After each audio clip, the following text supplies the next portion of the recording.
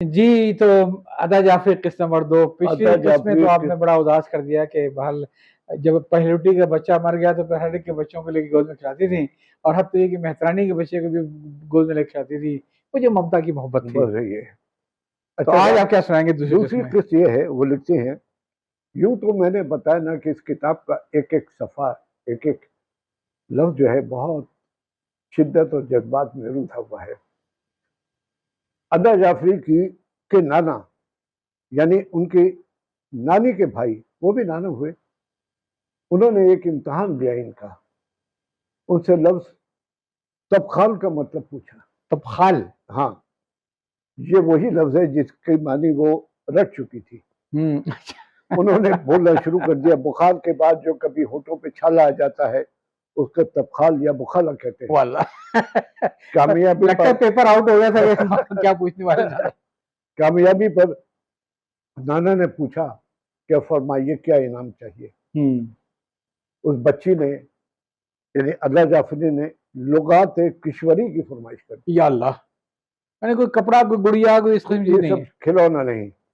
انہوں نے اس کتاب کا اشتہار کسی رسالے میں پڑھا تھا، لیکن اس کی قوت اس بچی کی قوت خرید سے بہت زیادہ تھی۔ جی جی، وہ لغات انہیں ایسی عزیز رہی کہ بدایوں سے آخری بار رخصت ہوتے ہوئے، یعنی شادی کے بعد رخصت ہوئے اور پھر انڈیا سے رخصت ہوئے پاکستان تک، وہ اسے کہیں لے جانا نہیں بھولی۔ اس لغات کشوری کو اتنی ایسوسیشن تھی، جو ایسوسیشن اس لیے بھی تھی کہ وہ انعام میں ملی تھی، اصل تھی وہی نانا نے انعام ملی تھی۔ اور یہ یادداشتیں جو تحریر کی اس وقت تک ہی ان کے پاس تھی۔ اچھا، قدیم دور تھا، 80 سال پہلے کی روایات بھی عجیب تھی۔ جی، ان کے منجلے ماموں خلیل احمد، ان بہنوں کے لیے، یہ 3 بہنیں اور ایک بھائی تھا، ان بہنوں کے لیے وہ باپ کی جگہ تھے۔ انہوں نے تمام عمر شادی نہیں کی، جائیداد اور آمدنی کی رحمتوں اور زحمتوں سے اچھی طرح آگاہ تھے، اس لیے اپنی تمام خوشیاں اور محبتیں بیوہ بہن، سمجھ گئے نا، یعنی ادا جعفری کی ماں بیوہ بہنوں کے 4 بچوں کے لیے وقف کر دی۔ 4 بچوں سے مراد ادا جعفری کو ملا کر 3 بہنیں اور ایک بھائی طیب۔ جی، دیکھیے کیسے بھائی تھے جنہوں نے ساری زندگی بہن اور اس کے بچوں پہ نچھاور کر دی۔ کمال ہے، کمال۔ حالانکہ ان کے پاس جائیداد وغیرہ سب تھی۔ اس زمانے میں قدم قدم پر روایات، قدیم روایت کا ذکر ہے۔ اس حویلی کی ایک اور کردار تھی، وہ ان کی اماں تھی۔ گھر کے سب چھوٹے بڑے انہیں اماں کہتے تھے۔ ادا جعفری کہتی ہے کہ انہیں یاد نہیں ہے کہ ان کی ماں نے کبھی ان سے ڈانٹ ڈپٹ کی ہو، غصہ کیا ہو، لیکن اماں کی ڈانٹ سب نے کھائی۔ ماں نے نہیں ڈانٹا، اماں کی۔ اب وہ پتہ چلتا ہے کہ وہ اماں کون تھی، وہ کہنے کو تو ملازمت تھی وہ، اور لیکن تمام کے نوکروں اور بچوں پر ان کا حکم چلتا تھا۔ خاص طور پر بچوں کی تربیت وہ اپنا بہت بڑا فرض سمجھتی تھی، اور وہ ان کے ہاں ملازمہ ہوئی تھی اس وقت جب ادا جعفری کی والدہ کمسنی میں تھی، اور ان کی پرورش انہوں نے کی۔ یعنی بڑی روایتیں تھی اس دور کی کہ وہ پھر نوکرانی نہیں ہوتی، پھر وہ بزرگ ہے۔ ارے میں یہ یاد آیا، شیر باز مزاری سردار خاندان سے تھے، 1 سال کے تھے تو ان کی والدہ مر گئی، پھر 2 سال بعد والد مر گئے، تو انگریزوں نے ان کے لیے کسی خاتمہ کا انتخاب کیا تھا، نام تو میں بھول گیا۔ وہ خاتمہ ان کے پاس اس وقت تک رہی جب تک کہ 1972 میں اس کا انتقال نہیں ہوا۔ اچھا، وہ لاولد بیوہ تھی، یعنی وہ ان کے گھر کی ایک فرد بن گئی۔ وہ ان کی ادا جعفری کی والدہ کو بیٹیا کہتی تھی۔ ان کی تنبیہ سے بچنا ان کی امی کے لیے بھی مشکل تھا۔ صحیح۔ آخری عمر میں جب نقاہت کی وجہ سے لاٹھی کے سبب چلنا بھی مشکل ہو گیا، تو اپنے بیٹے کو بلا کر روتی دھوتی، سب کو دعائیں دیتی، گاؤں چلی گئی۔ گھر سے ان کی پینشن مقرر کی گئی، لیکن انہوں نے منع کر دیا، کہ کہا کہ کفن وہ اپنے بیٹے کی کمائی کا پہننا چاہتی ہیں۔ ادا جعفری کے خاندان کے چند گھر ایک چار دیواری کے اندر تھے، یعنی گھر تو وہ الگ الگ تھے، ہاں ہاں ہاں جیسے آج کل کمپلیکس ہوتا ہے نا، کمپاؤنڈ. کمپاؤنڈ آج کل جو ہوتا ہے وہ کمپاؤنڈ ایک تھا، لیکن سبوں کے گھر الگ الگ تھے. چند نسل پہلے یہ لوگ ٹونک، راجستھان کے شہر ٹونک سے یہاں آ گئے تھے. آنے جانے کا دروازہ ایک تھا، گھر الگ الگ تھے لیکن دروازہ ایک تھا. اور چونکہ یہ یہاں ٹونک سے ہجرت کر کے آیا تھا، اس لیے اس گیٹ کو ٹونک والوں کا پھاٹک کہا جاتا تھا. یہ ہے ٹونک کی ایک آدھ شخصیت اور بھی ہے ادبی، آپ کے ذہن میں آ رہے ہیں نام؟ میں خیال ہے اچھے ادیبوں میں بھی نام ہے. مشتاق یوسفی ٹونک کے تھے، جی جی جی جی مشتاق اور یوسفی. ہمارے عنایت علی خان صاحب شاعر، جی جی جی جی یہ بھی ٹونک کے تھے. جی بالکل. کبھی کبھی وہ اپنا نام عنایت علی خان ٹوکی رکھا کرتے تھے. تو میں نے ایک مرتبہ کہہ دیا کہیں آپ ٹوٹکے کرنے والے تو نہیں ہیں.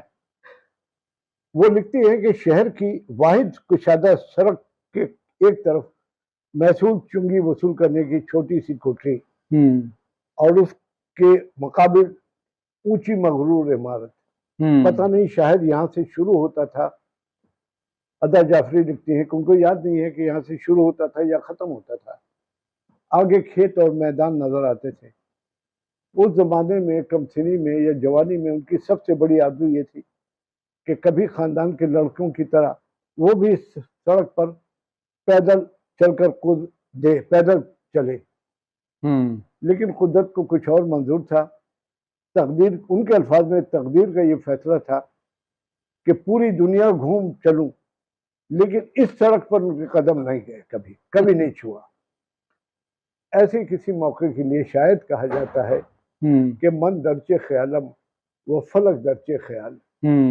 میری تمنا کچھ اور ہے لیکن آسمان والے نے کچھ اور لکھا ہے. انہوں نے اپنی اس محرومی کا بڑے کرناک انداز میں ذکر کیا ہے. بدایوں میں تاریخی مقامات اور مزارات کی خاطر لوگ دور دور سے آتے تھے، لیکن ان کی زیارت کی اجازت قدیم روایت کے تحت خواتین کو نہیں تھی. خواتین کو نہیں تھی. اچھا. کبھی ان مزاروں پر عرس کے موقع پر خواتین گھر کے مردوں سے چھپ چھپا کر چادریں اوڑھ کر ملازماؤں کے ساتھ چلی جاتی تھی. اچھا، اگر میں غلطی پر نہیں تو ایک مزار کو ان کے بھی کمپاؤنڈ کے اندر تھا شاید، مجھے یاد پڑا. ایسا ذکر نہیں ہے. اچھا، مجھے کچھ یہ یاد تھا کہ باہر سے عورتیں منت ماننے آتی تھیں، لیکن وہ چلی جاتی تھی چھپ چھپا کر کے، اور روٹیاں پکا کے کھلائی جاتی تھیں. پتہ نہیں کس کے گیا تھا. ایک انہوں نے کہا کہ ان کو بہت یاد ہے کہ بہت اصرار کے بعد اور خوشامد کرنے کے بعد ایک دو بار امی ان تینوں بہنوں کو اپنے ساتھ لے کر گئی تھی مزاروں پر. جی. لیکن وہ ان کے لیے تاریخی مقام کی زیادہ سے زیادہ گھر سے باہر کی دنیا دیکھنے کی خواہش ہوتی تھی.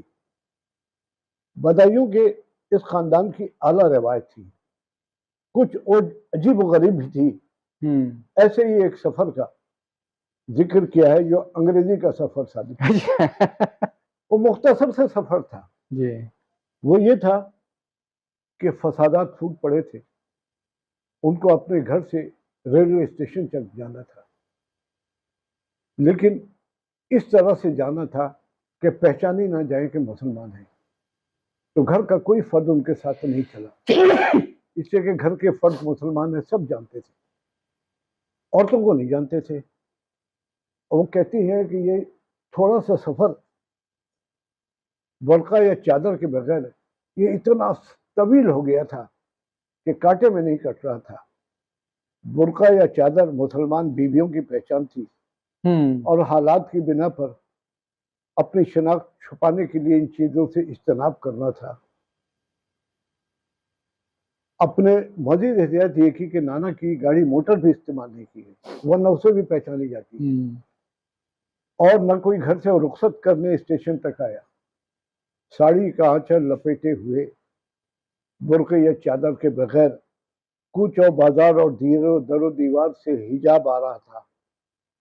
خوف بھی ہم رکاب تھا. شہر کو دیکھنے کی فرصت ہی کہاں تھی، ہمت کہاں تھی.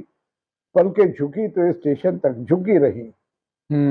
اسی لیے کہتی ہوں کہ اتنے لمبے سفر کے باوجود بدایوں نہیں دیکھا. نہیں دیکھا اسے کہتے ہیں آنکھیں جھکی رہی. ہاں اچھا اس زمانے کی بھی عجیب روایت تھی، نئی بہو کو بے حد عزت اور احترام دیا جاتا تھا، لیکن یہ جو ہم بیان کر رہے ہیں یہ شاید آسودہ حال جی گھرانوں کی ہو، اس کا فیصلہ مشکل ہے۔ شادی کے بعد چند دن کے لیے یہ ان کے شوہر الہ آباد گئے، جی جہاں الہ آباد میں نور الحسن جعفری کا آبائی مکان تھا۔ وہاں کے ان کے طور طریق بھی کچھ آداب مقرر تھے۔ روزانہ دلہن کے لباس کا انتخاب دادی کی مرضی سے ہوتا تھا، اچھا اور پھر انہیں لے جا کر ایک مسجد پر دادی کے پاس بٹھا دیا جاتا تھا اور گھنٹوں سر جھکائے چپ چاپ بیٹھی رہتی تھی، اس لیے کہ یہی دستور تھا۔ گھر مہمانوں سے بھرا ہوا تھا، سب کی ملی جلی آوازیں پس منظر موسیقی کی طرح کانوں میں گونجتی رہتی تھی۔ جی تو یہ اس زمانے کی روایت تھی۔ ہاں دور آج کے کل رکھا تو نئی دلہن ولیدے سے ایک دن پہلے شاپنگ کے لیے یا کوئی نتھ رہ گئی ہے یا کوئی جھمکا رہ گیا ہے وہ خریدنے بھی چلی جاتی ہے۔ اب جو نکاح جو مساجد میں ہو رہے ہیں اکثر و بیشتر، تو کچھ تو اس کا مذہبی ریزن ہے اور کچھ یہ ریزن ہے کہ نکاح پہلے 2 دن پہلے کروا لو تاکہ اس دن بیوٹی پارلر سے میاں اور بیوی دونوں تیار ہو کے فوٹو سیشن کرا کے پھر آئے، فوٹو سیشن کرا کے آئے۔ اور ایک شادی تو ہم نے ایسی دیکھی، نکاح پہلے ہو چکا تھا اور دلہن اور دلہا ایک ساتھ آئے اور وہ ہاتھوں میں ہاتھ ڈال کر کے اسٹیج پر جا رہے ہیں۔ آپ نے ایک دیکھا؟ حالانکہ دلہن تو اپنی جگہ اپنے گھر میں ہوتی ہے نا، اور دلہا دو مختلف۔ آج کل یہی ہو رہا ہے، آج کل یہی ہے، نئی روایت ہے، برائڈل پریڈ۔ ہاں اچھا صاحب، تقسیم ہند و پاک کے پس منظر میں مذہبی فسادات کا تو درجنوں بلکہ سینکڑوں لوگوں نے ذکر کیا۔ اس پر کتنی کہانی، افسانے اور ناول شائع ہو چکے ہیں۔ ہر فریق نے مد مخالف کے ظلم و ستم اور خونریزی کی داستان بیان کی۔ یہ بالکل بے بنیاد بھی نہیں ہے، عین ممکن ہے کہ کچھ مبالغے سے کام لیا ہو۔ شاید ہی کسی مصنف نے فریق مخالف کی کسی انسانیت اور مخالف گروہ کے ساتھ اعلیٰ برتاؤ سپرد قلم کیا گیا ہو۔ ادا جعفری لکھتی ہیں کہ 30 جنوری 1948 کا دن آ گیا، یہ وہ دن تھا جس دن گاندھی کا قتل ہوا۔ ریڈیو پر پہلا سرکاری اعلان ہوا جو جواہر لال نہرو وزیر اعظم نے کیا کہ باپو کو کسی پاگل نے قتل کر دیا۔ اس وقت جو حال گھر میں ان کے پورے گھرانے کا تھا وہی پورے بھارت میں ہر مسلمان کا تھا۔ ظاہر ہے، تو اور کسی کے اختیار میں کچھ بھی نہیں تھا۔ بے بسی کی انتہا یہ تھی کہ اس وقت حرف مدعا بھی بے معنی ہو چکا تھا۔ جب تک ریڈیو کے قاتل کا نام کا اعلان کیا گیا مسلمانوں کے ذہن و دل پہ صدیاں بیت چکی تھی۔ صحیح بات ہے۔ اس اعلان سے پتہ چلا، انہوں نے تو نہیں لکھا، میں بیان کر رہا ہوں، اعلان سے پتہ چلا کہ گاندھی کو کسی ہندو جنونی نے قتل کیا ہے، اس کا نام تھا ناتھو رام گوڈسے۔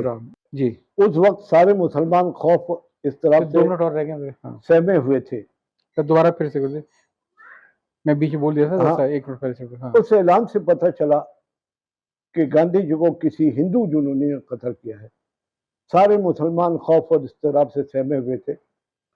وہی جو ہر شخص پتھر کے مجسمے کی طرح جہاں کا تہاں بیٹھا تھا، وہیں جامد ہو کے رہ گیا۔ ٹک ٹک دیدم دم نہ کشیدم۔ ہوش آیا تو رات کے 11 بج چکے تھے، اور یہ بھی ہوش آیا کہ جمال بھائی، ان کے بہنوئی، مصنفہ کے بہنوئی کی بہن جو ان کے پاس آئی ہوئی تھی، ان کا 8 ماہ کا بچہ شدید بیمار تھا۔ اچھا۔ کھانسی اور ہلکا ہلکا بخار تو دن میں بھی تھا، ہومیوپیتھک دوائیں دی جا رہی تھی، لیکن وہ کہا جاتا ہے نا، وہ تو مرد عشق کے متعلق ہے کہ مرض بڑھتا گیا جو دوا کی، لیکن یہاں بچے کی حالت بھی ایسی تھی، حالانکہ اس کا عشقی سے کوئی تعلق نہیں۔ اب بخار 104 ڈگری سے پرانا جو فیرن ہائٹ تھا اس سے متجاوز ہو چکا تھا۔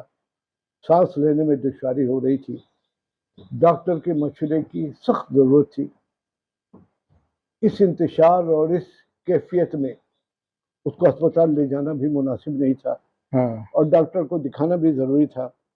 جمال بھائی نے ٹیلی فون ڈائریکٹری سے کسی قریب ترین رہنے والے ڈاکٹر کا فون نمبر اور پتہ تلاش کرنے لگے۔ نمبر مل گیا تو ڈاکٹر کو فون کیا کہ اتنی رات وہ اجازت دے تو معائنے کے لیے بچے کو لے کر اس کے پاس آ جائے. ڈاکٹر ہندو تھا. اس ہندو نے کہا کہ اس وقت موجودہ حالات میں آپ کا سڑک پر نکلنا درست نہیں ہے. آپ فون پر بچے کا حال تفصیل سے بتا دیں, وہ خود دوائیں اور انجیکشن لے کر آ جائے گا. خود ہندو ہو کر کے اس کیفیت میں وہ آیا ان کے گھر اور دوائیں انجیکشن لے کر آیا, اس کا بچے کا علاج کیا.